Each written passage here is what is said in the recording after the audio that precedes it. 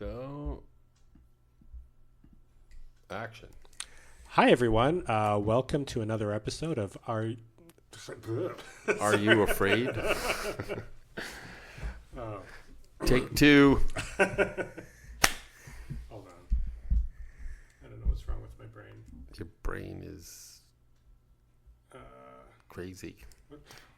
It is crazy. Okay. What's it called? Out there in the dark. Out There in the Dark. Thank you. I had Are You Afraid of the Dark? Yeah. Hi, everyone. Welcome to another episode of Out There in the Dark. My name is Tom Alexander, and I am here with my partner, Azed Majid. Well, partner is a bit... Intimate? Yeah, I don't know. Okay. We can talk later. I'm open, but, you know. Oh, boy. How's it going there? Oh, good. How are you? Yeah, I'm good. I just back from the UK. Yeah. Wow. Exciting. Yeah, it was fun. I went to the BFI, the British Film Institute. Oh, my God. Yeah. Well, that's something we can talk about. Well, not really. I didn't really do much there, but, you know, just looked around, bought a lot of stuff, spent lots of money in their stores. Like, I have to have this book, which I can buy at home too, but I want to buy it here. It's much more fun. It is more fun that way. For sure. Yeah. So today we've got an episode in our Forgotten Masterpieces series, and today we're going to be talking about Alex Cox's 1984 film Repo Man. Yay. Starring Harry Dean Stanton and Emilio Estevez. Yes. But I guess why don't we start off with some context? The genre we're sort of exploring here. Yeah, this is for the younger ones out there. Like me. Well, technically you're younger than me. Not much. So let's talk about 1984 and Alex Cox a little bit, because Alex Cox is a really interesting guy. He's a British filmmaker. He basically, my understanding is that he just sort of came to America to go finish school. He went to UCLA. And while he was there, he finished the screenplay for this movie, Repo Man.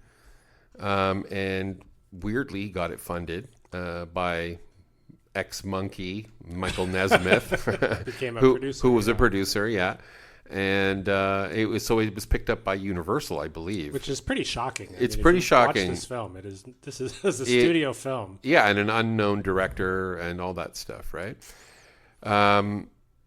So the context is, so punk. So this is considered, I think. I don't know whether there's an actual phrase or for this genre, but I call it punksploitation. And it's sort of a small sliver of a genre that started, obviously, kind of like influenced by the punk movement. The whole punk thing, which was, I was just telling Tom before we went on the air, that it was a massively huge movement in music and in art and in all kinds of, in dress and fashion, everything. When I was huge cultural impact. It was just huge. Like, it was so influential. It was impossible almost for it not to have touched you in some way if you were a teenager growing up in the late 70s like me, right? So I think movies were the latest sort of to adopt a kind of punk feel, and I don't think it ever quite fully got there. I mean, in order to understand that, I think you have to understand a little bit about what punk was about. There was a kind of concept called DIY, which is DIY, which is do it yourself, right? Which means that there's no such thing as a professional, right? Like, anybody can get up on a stage, even if you can't play the guitar, you just bang out whatever you can, you scream, you yell. It's all about expression and energy, and, you don't have to be like Yes or like, like whatever, like King Crimson or whatever, to be able, to play there's music. There's a lot of underground cinema during that time in the mid to late 70s and 80s. But it's not like Cassavetes was really influenced by punk that you can really notice. No, I don't think so. I think that's more influenced. Well, this is interesting. I never really kind of thinking about this now, but I think the French New Wave is kind of a punk-like movement as well, right? And so the basic idea is, again, like, just grab a camera, You don't have to have a full crew and like whatever. You just get some people together, and it's more about what you are doing with that art form, right? So with punk, there was very much a kind of clearly anti-establishment for sure, but also a kind of postmodernist. It was the first time that there was sort of this idea of bricolage or kind of collage, bringing various disparate elements together, and right? Rejecting a consumerist culture, which is something I think Repo Man touches on a lot. It does, and it's like that's very old hat right now. Like everybody's aware of all these things that in the 70s we just didn't see as clearly. Things like neoliberalism, capitalism, Reaganomics, Thatcher, that whole thing, the move towards the right. Ideology was something, who at 16 is thinking about ideology, especially in those days, right? But the idea that there's a kind of an umbrella class that's sort of like making all the rules and, and everybody else is just sort of like peasants, that was all like very much, for me personally I was very educated by like the punk, groups, the Clash, the Sex Pistols. It was the first time that like I heard of Nicaragua, first time I'd heard of like anything to do with like dissident politics, anarchy or anything like that. It really started me on my way to the leftist you see here today. Anti-woke leftist. No, I wouldn't. So just to put it in context, that this was a very important movement. It really changed things, really shocked people, which is I don't think it's possible to shock people anymore. No, I don't know about that. I think a lot of elements of our culture are getting more and more regressive in a way. But I think you can, I think that's different. That's real life shock. Right? Real life is getting worse and worse. But in terms of art, I mean, it's hard to do anything at this point that's going to be, I haven't seen anything that's like this, a particular subgenre, right? I think the last thing like that might have been something like mumblecore, right? Where there was this kind of subgenre. Yeah, mumblecore hasn't, like something like Repo Man, right, or films of that era that have that kind of like post-punk aesthetic, seem to still be part of the conversation. Mumblecore to me has kind of vanished. It's gone, yeah. The only real mumblecore filmmaker who's still active seems to be now, of course, $1 billion filmmaker, Gregg, right? Who's even the president of the Cannes jury just now. Yeah. So it's a genre that never seemed to take hold. Yeah, I think before that there was the Dogma movement too. All I think were attempts at a kind of punk aesthetic, right? Sure. And it's the do-it-yourself. Nobody has to give you permission. So it's a very anti-authoritarian type of ethos. So out of film, in the 80s, there were a number of films, I think, that kind of did this, and they were shocking and they were new. Like we were talking about, there was a guy, Gregg Araki, who was quite big in the 80s. Really cool queer filmmaker, Asian filmmaker, Asian American. And he did a movie called The Doom Generation, which is excellent, right? And it really reminds me a lot of Repo Man. I haven't seen that since it came out. I just watched it. It's on a Criterion. Yeah. So I watched it about 2 or 3 months ago, and it was excellent. Mm-hmm. It had a similar kind of sense of humor, which is, parody upon parody, right? So there was that. There was Suburbia, which was a Penelope Spheris movie, which was quite big, and there was smaller ones, like I mentioned, Miracle Mile, and these movies that kind of like took place in LA and had this kind of punk, at least some element of punk. The characters were either punk, they were very marginalized, alienated, all that stuff, right? One that did well was Pump Up the Volume by Allan Moyle, I think. Right. It was Christian Slater's breakout role. Yeah. And I remember seeing that when I was a teenager and was like really, because I think he runs this pirate radio station. Exactly, yeah. And Allan Moyle had done one before that too, which I can't remember the name of right now. But yeah, there were a few kind of Susan Seidelman, who did Desperately Seeking Susan, started off in this area too, in a New York punk kind of area. And we were even mentioning like how, Tom, you were mentioning about After Hours, which is Scorsese's movie, around the same time. Also, heavily features, punk. There's a punk club, and, the area of Soho or wherever he is in that time has got a very punk aesthetic as well, right? Yeah.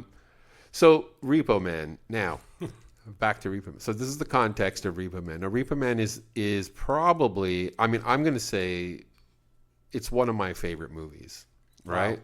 Wow. I would definitely put it in my... Well, you chose this film. Yeah, and I've talked about it before.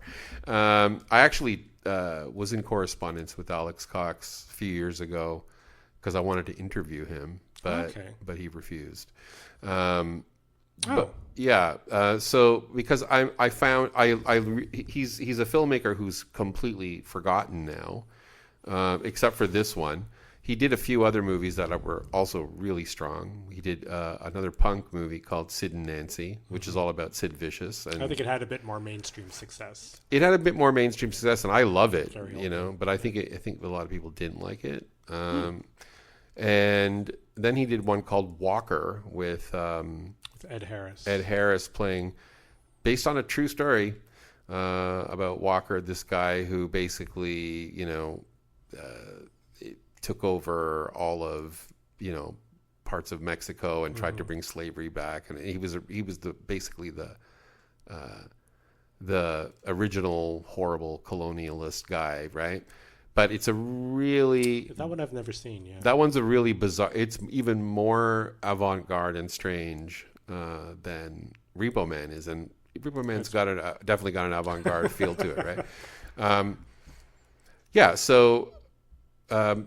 Repo Man, though, was just like, I think it's the best of this type of movie because it has real staying power, right? Whereas I don't feel, even though it is set, it's very much a snapshot of that time and all that, there are themes in it, and the way he does it is, I think it holds up as a really, first of all, it's very funny. Like genuinely hilarious. I'd forgotten. It was so much fun watching it. Yeah, it's like all these. I think you even said this to me. It's like, oh, this is like Napoleon Dynamite kind of stuff, right? It's like, it's like it's true. It's like all this kind of like humor that was very deadpan. Well, it's the OG Napoleon Dynamite because of the Kevin character. Oh yeah, that's right. He looks exactly like Napoleon Dynamite. He does. Yeah. Yeah. So, we're gonna sort of discuss why we think this movie is worth your time. And I'm really interested to hear more about what you have to say about it. Like you said, it's Emilio Estevez, who turned out to be like, a Brat Pack guy and just like a total... Well, it's funny. We worked with Emilio Estevez a couple of times because he's a filmmaker. Oh. Yeah. So he did a film called The Way with his father, Martin Sheen, and he did another few films. Yeah. Oh, and so you guys picked it up here? Yeah. No, we worked with him. Yeah, he's great. He's nicest guy in the world. I'm sure he's a nice guy, but I'm just saying as a career trajectory, like, here's the thing about him. He's a partial punchline, right? Like Breakfast Club, St. Elmo's Fire, those are the movies he's kind of the Brat Pack. The Brat Pack, and just, like, kind of like cringe stuff. But in this one, he's actually excellent. He's great. Yeah, he's great. He's perfect. He's perfect. Like you almost I never think when I'm watching him in Repo Man, I never think about that other Emilio Estevez. He just seems like exactly like the character. He's got that bitch face that he's always got on, the resting bitch face, right? And he's cool looking. He's like very funny. He's kind of douchey, but then he's also got this like 1,000-yard stare, and you can tell he just wants to be somewhere else. Exactly. Well, he's sort of like the great scene with his parents. Yeah, the parents are hilarious. Just to kind of break it down, I'd love to hear what your thoughts on. I have a lot of thoughts on this movie too, but. Well, I love Repo Man too, and I watched it again a few weeks ago, and I had not seen it for probably 20 years. Oh yeah. But back then, I had watched it a few times. I remember I had like taped it off TV or something. Right. And I forgot how funny it was, and how it's still so fresh. The punk aesthetic is it's 100% there, but it's also kind of approachable. Yeah. And it's something I think anybody, even today's a more conservative conservative viewer would watch it and be quite entertained. And for me, what I really loved about what Cox was doing was mixing this new punk aesthetic with kind of even an old school Hollywood undertones, right? So he cast Harry Dean Stanton, who is now just probably one of his most iconic roles. Yeah. But he was someone who was in a lot of Hollywood films and westerns and things from the 50s and 60s. Mm-hmm. And he was, and with Paris, Texas, and with Repo Man and a few other films, he was becoming a bit more of a, not counterculture, but less old school, more like new wave. Yeah. Yeah. And you had the throwbacks to like Kiss Me Deadly with the trunk of the car. Yeah. Like the briefcase, also ripped off in Pulp Fiction. Yeah. But so I thought that was fun, and the music brings so much energy. It's really it's really tough to merge those two worlds, like music and Mm-hmm. film, right, properly. And he gets the right music because he uses actual good punk songs, like there's the theme is by Iggy Pop. And it sounds like a Stooges type track, not like later Iggy stuff, right? And he uses the circle jerks, coup d'etat, and apparently the soundtrack was what actually brought the film back, because apparently, I don't know, I read this, that Universal had released it under what they call negative pickup, right? Which is like, we'll pick it up if you get it done on time and it's under budget, right? Or it doesn't go over budget, we'll pick it up. We're not going to say what we're going to do with it. Yeah. Okay. So basically, it's like, here's some money. Go make this stupid movie. And then we're probably not going to do much with it. And they hated it. Universal, of course. Yeah. And they thought, it was. I'm sure they didn't know what to do with it. They didn't know what to do with it. And then they released it for like a couple of weeks, and then they pulled it. Yeah. And then the soundtrack got big because a lot of the songs on it were, were contemporary of the time, and they were underground songs, and Iggy Pop and all that stuff. So the soundtrack got big, and then they re-released it 6 months later. Universal. So and then it became kind of a cult hit, right? Yeah. I mean, that's how we all found out about it, of course, was as a cult movie. I remember seeing Harry Dean Stanton on Letterman when the movie came out. And Letterman, I remember saying that he was a big fan of Repo Man, and he asked him to do the Repo Code. Yeah. And this was before I saw the movie, and so that really intrigued me. Did he do it? He did it. Because Stanton and Alex Cox did not get along. No, I know. Yeah.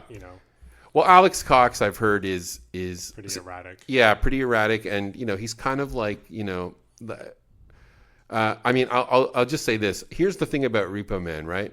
As much as it's a funny genre mashup, it's definitely got like science fiction, it's got Western, it's got teen romance, teen comedy, a heist movie. It's got everything, right? And that's very much on purpose, because that's one of the punk things too, is like, just take all these bits and pieces and just reuse them, right? And you can see that somebody like Cox, though, who has a PhD in media studies or whatever, right. Like, he's a smart cookie, right? And I think he's doing this on purpose. Which there's an article I read, and I'll post it if we ever get a website up. I read this article that basically talked about it as not a linear plot-based sort of structure. The structure is more, what's the word? Like associative? Like, it's all about so here's the thing, like there's a really famous scene with Tracy Walter, who's a great actor too. God. Yeah. Who plays a great character in Repo Man. He's one of the Repo guys, but he's like the mechanic, right? Yeah. And he's very philosophical in this crazy way, right? But he says at one point, people don't notice something like, people don't notice things. There's this lattice of coincidence. Right? That's sort of the structure of this movie. He's a bit of a conspiracy theorist, but by the end of the film, his conspiracies are completely true. And like it's really interesting because if you think about it, the only two people who escape, right? Mm-hmm. This desolate, consumer-ridden, death valley of LA at the time are Otto. Emilio Estevez's character's name is Otto, and Miller, right? The Tracy Walter character. Well, because they're allowed to escape so at the end with the car is now this alien. Right. So do we want to talk about there are kind of 3 or 4 different plot lines going on in this movie that seem like they're very disparate, but they actually kind of come together, right? But it allowed. Those are the only 2 people they allow, because anybody else who gets close to the car ends up getting electrified. Yeah, or dies. Yeah. And then, but Tracy Walter, the philosopher dude, kind of dude-ish, right? Like he's kind of more like a Jim character from Taxi or something. Similar. So he just opens the door, and then and of course Emilio Estevez can go in. And there's a reason why they're allowed to go in, because they're the ones. And I there's this theory in cinema studies that goes there's a syntagmatic and a paradigmatic. Okay, so paradigmatic is like paradigm, and it's sort of like, think about a straight line, right? Plot point, plot point, plot point, plot point to the end. Paradigmatic. But then there's the syntagmatic, which pops up like almost like things that go off the trail, And I think this is that kind of movie. It's syntagmatic. You see that with the Kevin character. So Kevin is working in the grocery store with Emilio Estevez, the Napoleon Dynamite guy. Yeah. And then he shows up at the punk party for no reason. Yeah. Then you realize they're buddies. And then he's at the gas station. He works at the gas station when they pull up to refill the car. Hilarious. And then at the end, he's like a corpse on the gurney in the hospital. Yeah. He wakes up and says, "Hey, Otto." Yeah. And what's funny about the actor who played Kevin is that after the movie, turned out he's a musician. He joined the Circle Jerks. Oh. The Circle Jerks are in the film. They're in the movie. Like a lounge band. Jazz thing. Yeah. But then they became friends. They talked a lot during the shooting, and then he joined the band. That's amazing. I did not know for the rest of his career. That's cool. It's very cool. Yeah. Well, that's how the film works, right? It works that way. And that's why the car, to me, it rises up rather than drives straight. That's the whole thing. It's like that lattice of coincidence and that whole thing. Like, one of the funniest lines by Tracy Walters is that thing where he says, let's say, as an example, he goes, let's say you think of a plate of shrimp. And then, like, later, somebody will say plate or shrimp or plate of shrimp, right? But later in the film, a few scenes later, there's a shot of a burger joint, the window, and you see a picture of a plate of shrimp. Oh my God, I didn't. So the film is doing the very thing, which is saying you have to look at what the patterns are. That are not going to be given in this kind of straight way. But when you think about it, there's a lot of, this is what I guess they call semiotics in cinema, which is all about language and about structure of language. It's a deeper film. Mm-hmm. I'm just saying, it's a deeper film than just a funny cult comedy. It's actually a film about structure and how you construct and make meaning. And everything in the film is kind of about that. Because, there is a structure. There's Otto. So first you see the Malibu, okay? So you see the Chevy Malibu driving down the highway, very like classic scene where this weird guy who's like this Dr. Parnell guy who you don't know anything about. You just see this guy, he's wearing sunglasses with one dark and one clear eye, very sweaty and like nervous, and this motorcycle cop pulls him over. This is how the movie opens, and he just basically says, he's just acting weird. So the cop's like, okay, whatever. And then he says, well, you don't want to look. He goes, what's in the trunk? He says, you don't want to look in the trunk. And then, of course, the cop opens the trunk, and then that's when you get your Kiss Me Deadly, this shaft of light that just vaporizes the cop, and his boots are left smoking, right?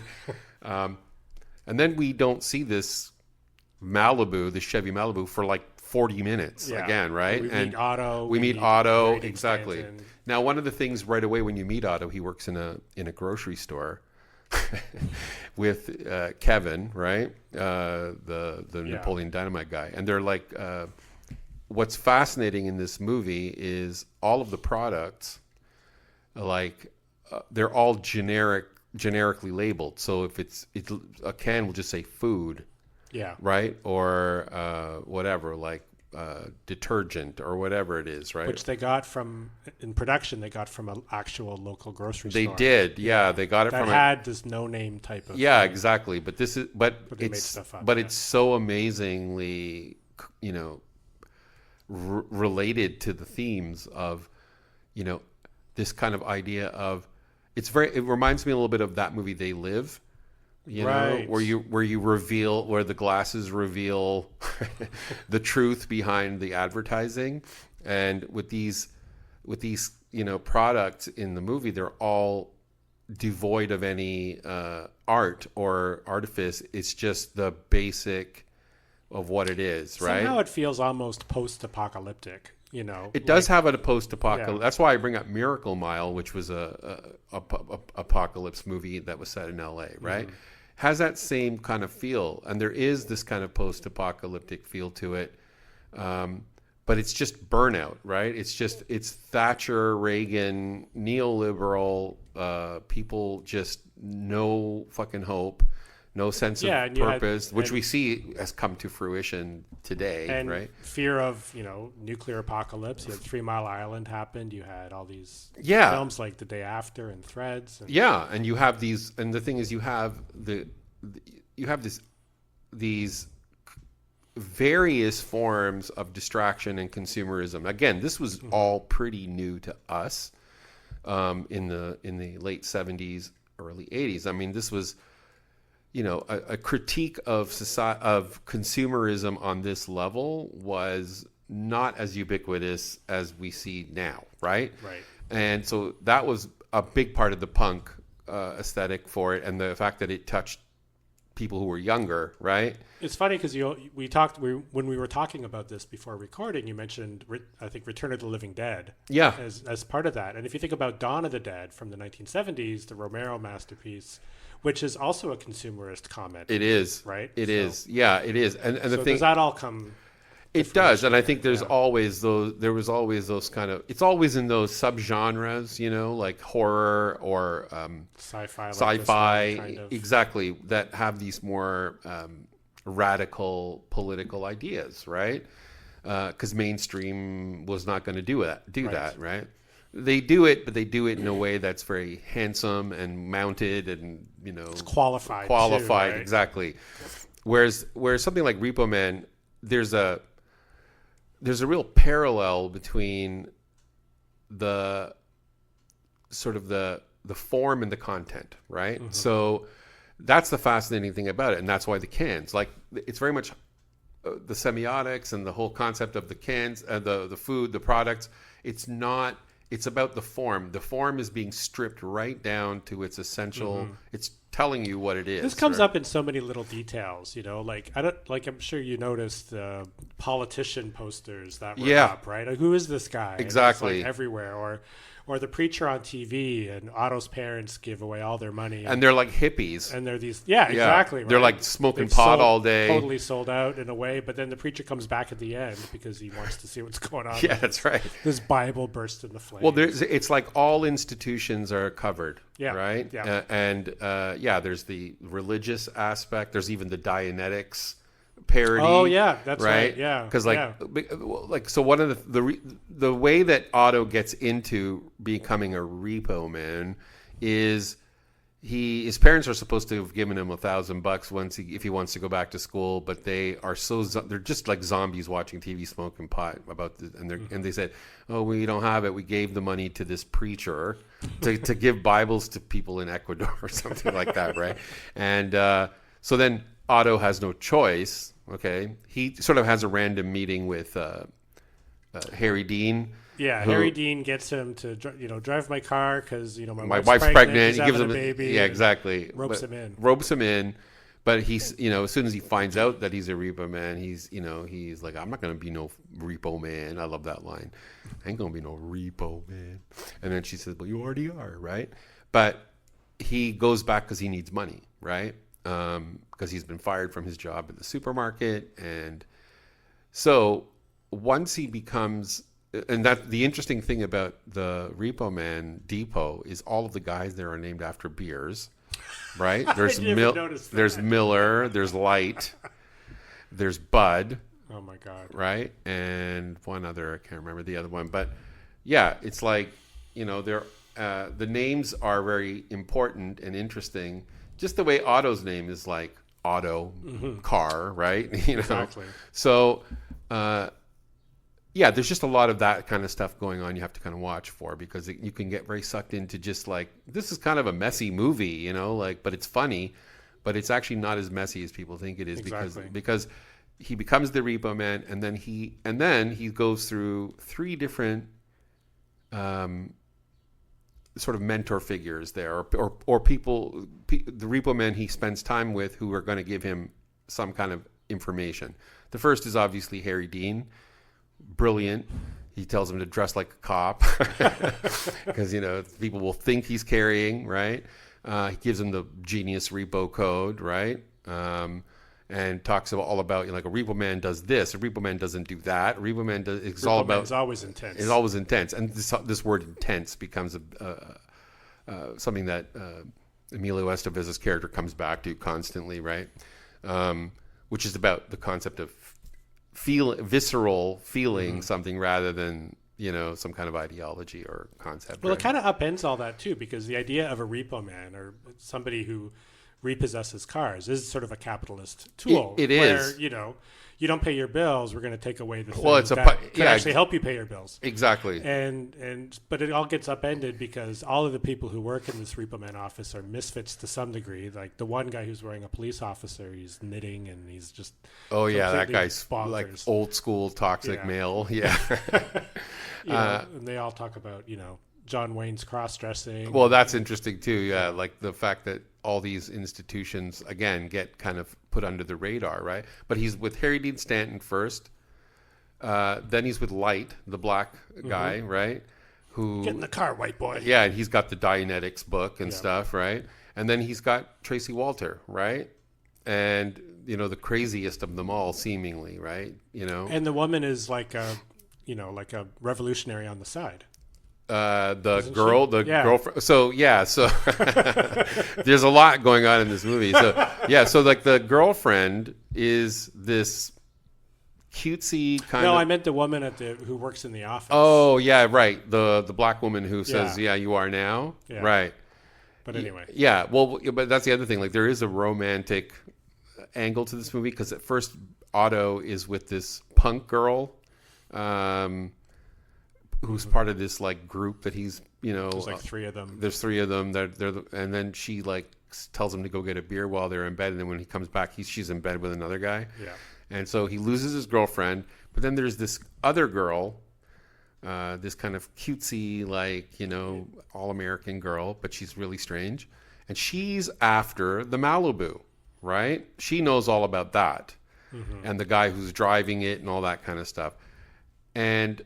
It's a fascinating relationship because you remember at the end when she says, "What about our relationship?" and he goes, "Fuck that!" Right? It's like so atypical. And that's right? another institution that gets skewered. Exactly. Is the FBI/CIA because it seems like she's in cahoots with some arm of the CIA that's looking to. Well, she helps torture them and all that kind of stuff, right? So and there's a whole there's that agent with the fake arm, with the metal hand or whatever.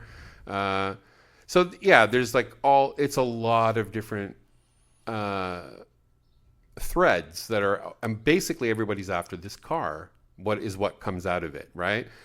Because there are apparently aliens from Roswell that have been stolen out of there and put into the trunk of this car by this mad scientist guy.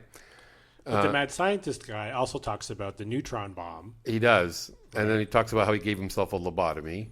Yeah. Right.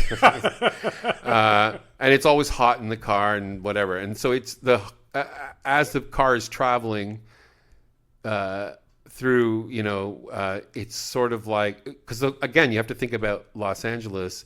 In this part, it's Los Alamos, right? It's right next to Los Alamos, which is where, the atomic bomb was close by, right? Yeah. So there's a lot about that. So there's a lot about, there's a lot of threads that allow him, Cox, to sort of bring in all these different genres that we've become used to, right? Again, the Western, the sci-fi, the teen comedy, the cop movie. Yeah, exactly. The heist movie. But also the look at, you've never seen LA like this in a Hollywood film before, because, LA, when you think of LA in the movies, it's like, glossy and bright. Exactly. This is down and out. This is filthy, grungy. Yeah. It's like the worst of the worst, right? I mean, it's got a kind of a cool aesthetic just because it's Robbie Mueller who shot it, and he's great. Right. He is, yeah. But yeah, it's definitely got like a dark, marginal, definitely alienation is a key factor in this movie, right? The idea of these kids like, Emilio and his gang of friends. I remember at one point he says, I can't believe I used to be like them, right? Right. Because what he's saying is he's not endorsing those punk kids either. He's saying that's also a kind of form of posturing and whatever, right? Yeah, assimilation. Because you remember the one friend, one who says, "Let's go do some crimes," He says to the girlfriend in the car, he says, maybe we should give this up and like have a baby. And she's just like, what the fuck are you talking about, right? It's like, yeah, dude, like you're supposed to want these things, right? But you're actually, these things are not available to you actually. And it reminds me a lot of what a lot of younger people today say, right? Which is this world, like whatever, you could buy a house, you could, have a job, you could, settle down, all that. That's not really available to a lot of people anymore, right? Who are young. And that's why I think this movie is really important. I think it's important in the sense of its politics I think that's what really makes it strong. Its politics and long-lasting. Yeah, its politics are correct. I mean, not to use correct, but for me, it's not politically correct. It's not politically correct. It's correct politics. It's correct for me. Whoops, I slipped into that one. No, I just think like it's universal in some ways. The idea that people are essentially lost in this sea of commercialism, manufactured consent, all that stuff, right? Which is, again, old hat for us, but we're not able to break out of it, right? The problem is that the machine keeps up faster than we can keep up with it, right? And I think what the movie, it's funny that he puts the most philosophically sound thing into the mouth of the most crazy character, which is the lattice of coincidence, right? Because it's almost like saying you're not seeing the true patterns that will lead to your liberation because we're so distracted by all the shit we have to deal with on a daily basis, like all the institutions, all the, the things we're supposed to want, like even Otto's desire is to become like a successful young man, right? I mean, we all identify with Otto. That's one of the reasons the movie works so well. He's almost like a blank slate. Yeah. But he has a personality, very strong, but, compared to the wackos around him, he's sort of the one that anchors the film. That anchors us to the film. Well, I think that's why he keeps using its intent. The intensity is something that, it's sort of like Fight Club, right? Like, hit me, like, come on. Like, I want to feel something, right? I don't feel anything. And I think that's what that the punk thing was kind of like that for a while, but I think he sees it as, when he says, I can't believe I used to be like that, he sees it as the dead end it is, right? The nonconformity is a conformity. Yeah, or that it leads sort of like to, unless it's applied in some, other way, right? Like it's non-spiritual, I guess. Right. The Tracy Walter character at least has a kind of spiritual dimension that he's talking about, right? He's talking about something beyond the mundane. Mm-hmm. And I think that's what the escape is for Emilio and Tracy Walter at the end. That you have to be adaptable enough to see the so-called lattice of coincidence, right? All right, I've talked enough. Your turn.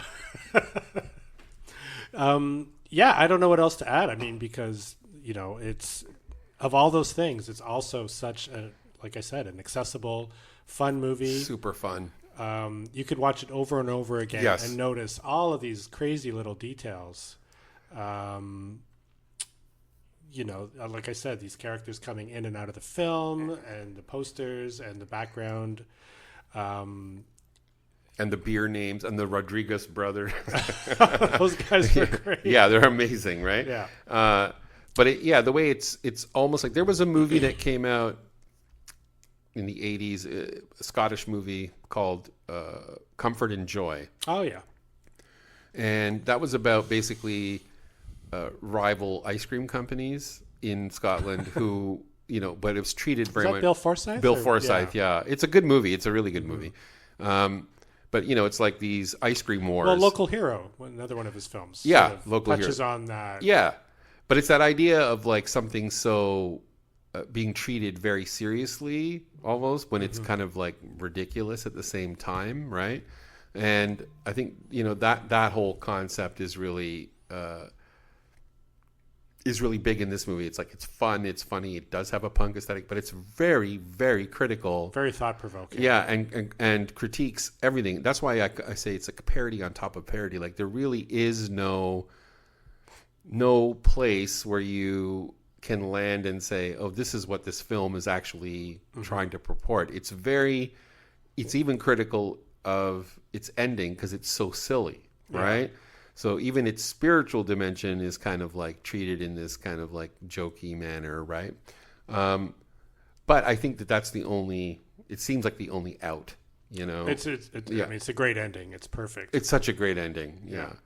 And I just think it's perfectly put together too. Like when you watch it, you'll go, "Oh yeah, I got this movie." But like you said, when you watch it a couple of times, you'll go, "Well, I totally forgot about that part and that part," because everything is kind of given. Again, it's that structuring, right? The structuring we're used to is very much like beginning, conflict, introduction of love, interest, then, resolution of conflict, denouement, and a heterosexual union. Wrapping up every plot point. But this one, it has a bit of that because it's a narrative film, but like the love story falls apart because... Well, that's a thing.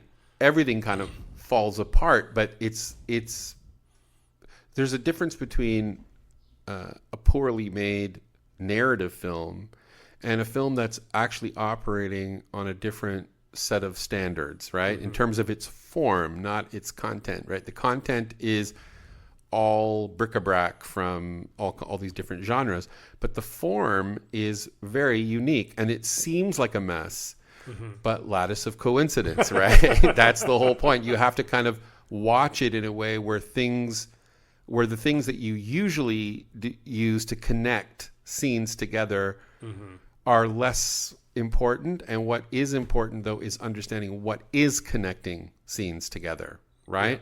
And that's where I think the film is actually much more brilliant than even just a fun cult film. Yeah. Oh, for sure. Yeah, I think it's got like some real chops in it. I think Walker is like this too. You should. I've never seen. I'll watch it. Yeah, definitely watch it because you'll really enjoy it, and I think after watching Repo Man, you'll get it. It's a lot more serious in some ways than Repo Man, although it's funny too.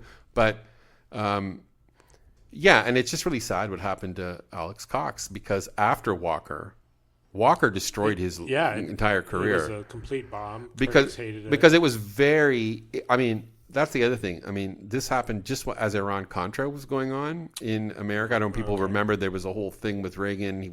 They were funding the freedom fighters in Iran because, they always wanted to fucking get rid of Iran, right? So whatever, it was illegal. They were not supposed to be doing that, and they did it, and they got caught. Walker comes out, and he makes direct references, even though in a very anachronistic way, because it's a film that takes place in the 1800s, but he puts things in like helicopters and stuff, and he does it in a way that's very clever and again, form breaking for him.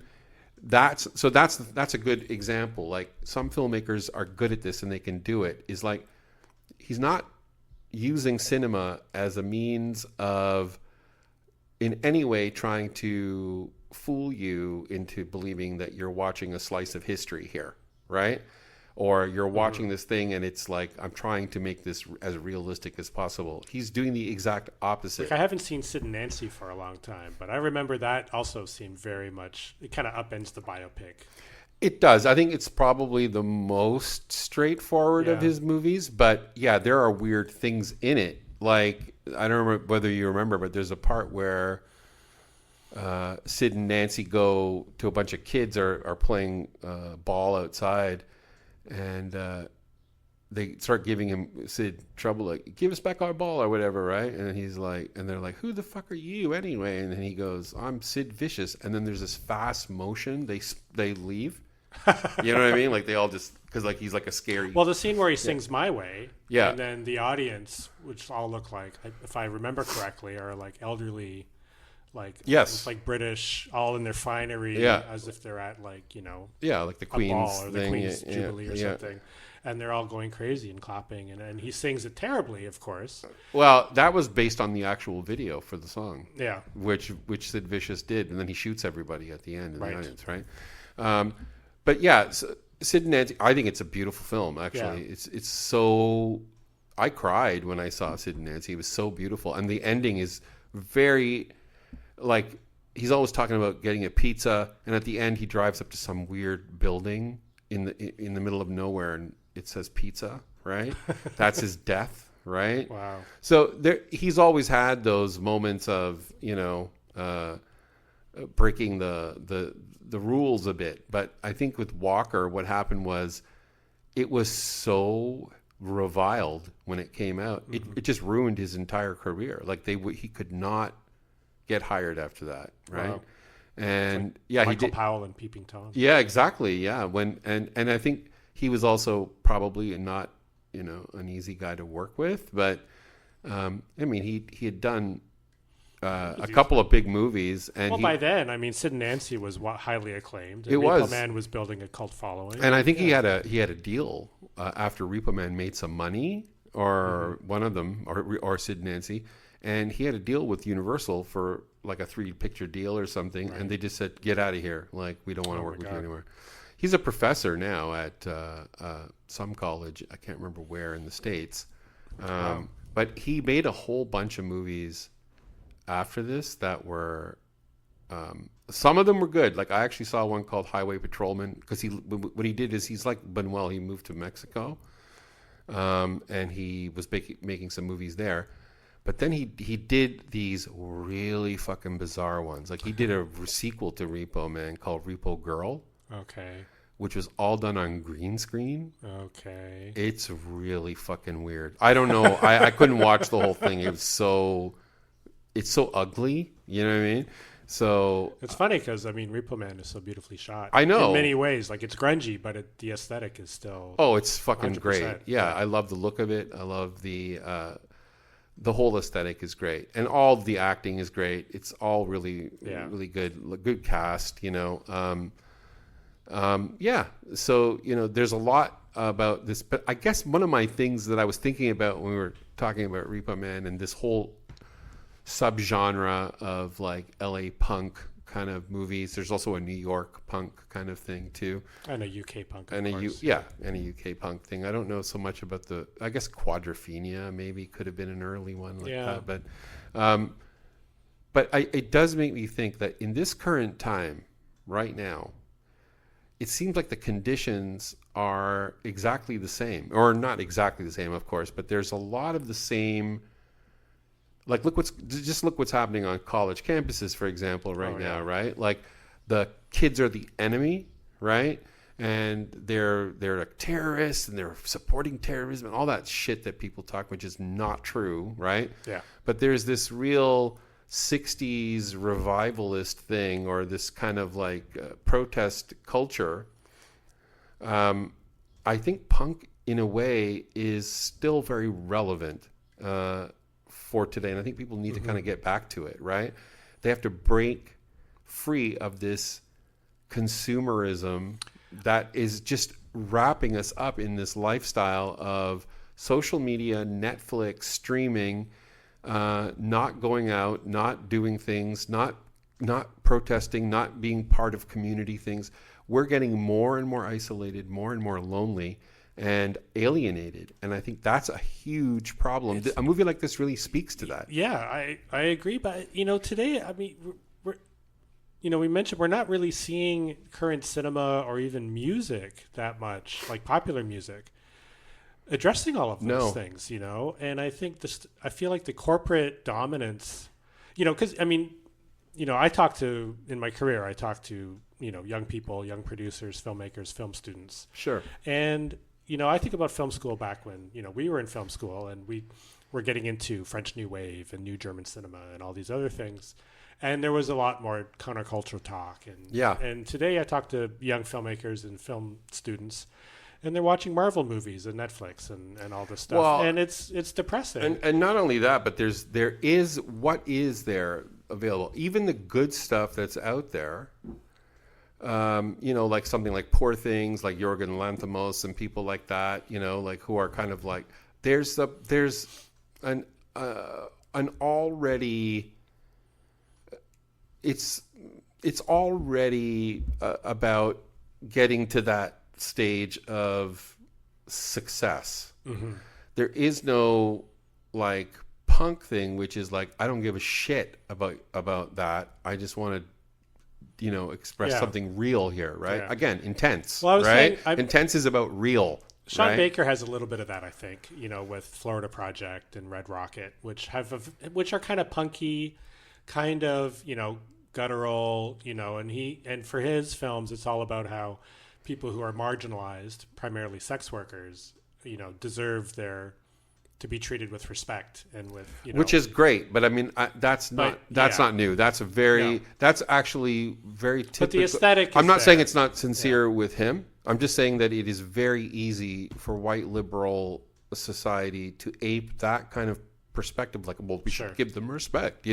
It's like, it's easy to say, but it's not real most of the time, right? It's not really helping people, right? Mm-hmm. Like, what is going to help people is, again, like being connected to something intense, right? You have like the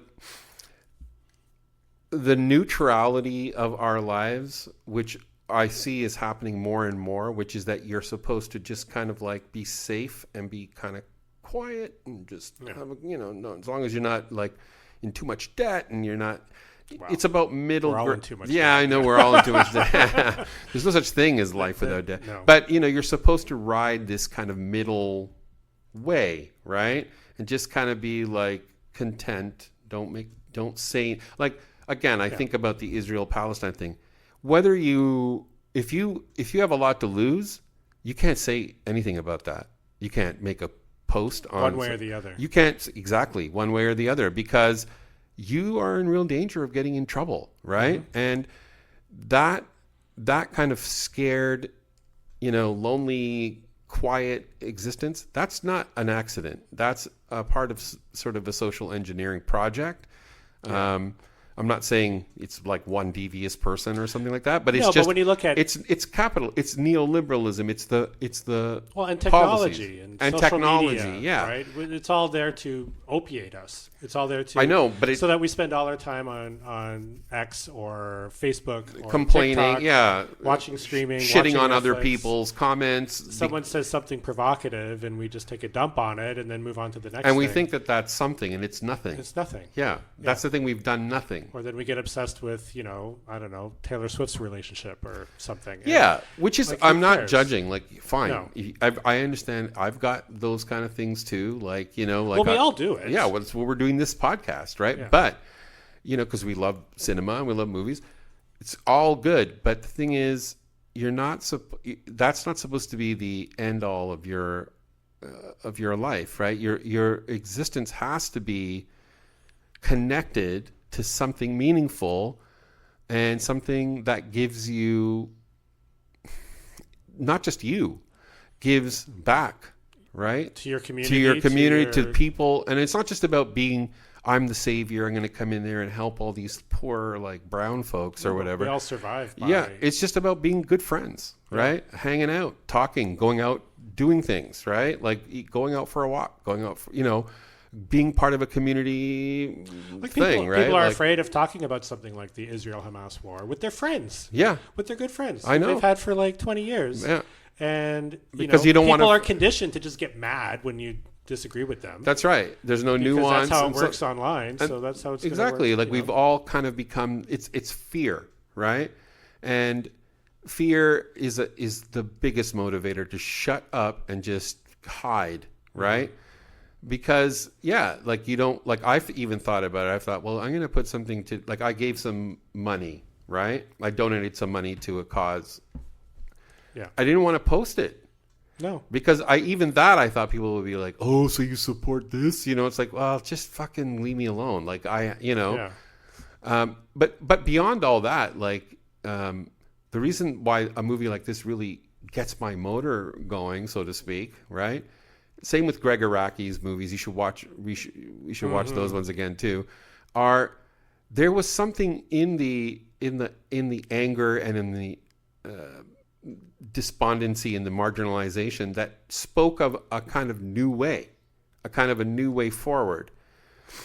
I don't feel that there's any new way. It feels like we're trapped, right, in a box and we can't get out of that box, right? And even talking about getting out of that box is part of the box, and so it's like it becomes a very difficult thing. How do you break out of this massive consumerism propaganda machine that is constantly feeding you all the time through multiple screens all day long?